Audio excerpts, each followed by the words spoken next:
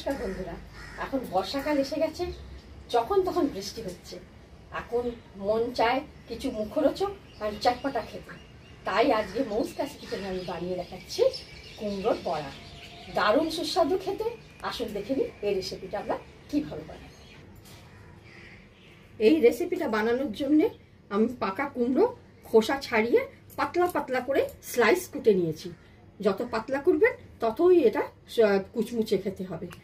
এটা এখানে আমি কালো জিরে নিয়েছি, নুন নিয়েছি, সাদা তেল নিয়েছি, বেসন নিয়েছি আর খাবার সোডা নিয়েছি, আর এখানে কাঁচা লঙ্কা নিয়েছি। এই রেসিপি বানাবো কিভাবে আসুন দেখে নিন। কুমড়োর বড়া বানানোর জন্য আমাকে একটা ব্যাটার বানাতে হবে। তার জন্য একটা বাটি আমি নিয়েছি, বাউল। তার মধ্যে আমি বেসন নেব। 100 গ্রাম আমি বেসন নিয়েছি, মটর ডালের বেসন এটা। এর মধ্যে আমি কালো জিরে নিয়েছি অল্প একটু, নেব স্বাদ মতো নুন,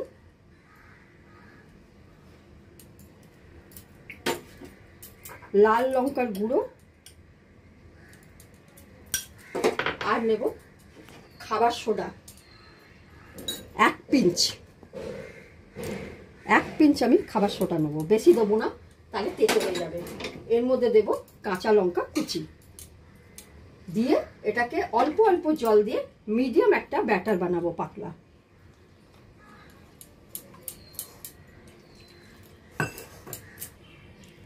ব্যাটারটা ভালো করে ফেটিয়ে নিয়েছি। যত ভালো ফেটানো হবে তত ভালো ফুলবে। এই দেখুন ফেটিয়ে নিয়েছি, এটা টেক্সচারটা এরকম এসছে। এর মধ্যে একটু দেখুন কড়া থেকে আমি গরম তেল 1 চামচ এর মধ্যে দিয়ে দিলাম, দিয়ে আর একটু ফেটিয়ে দিলাম। আমি সাদা তেল কড়াতে গরম করতে দিয়ে দিয়েছি। কড়াতে সাদা তেল দিয়ে দিয়েছি, দেখুন গরম হয়ে গেছে। এবার এর মধ্যে আমি এরম করে ব্যাটারে এটাকে ডুবিয়ে কুমড়োগুলোকে দিয়ে দিলাম।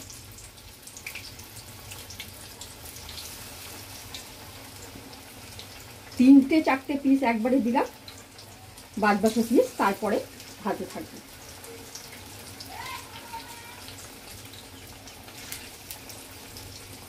এবার একটু লাল লাল হলে এটাকে উল্টে দেবো।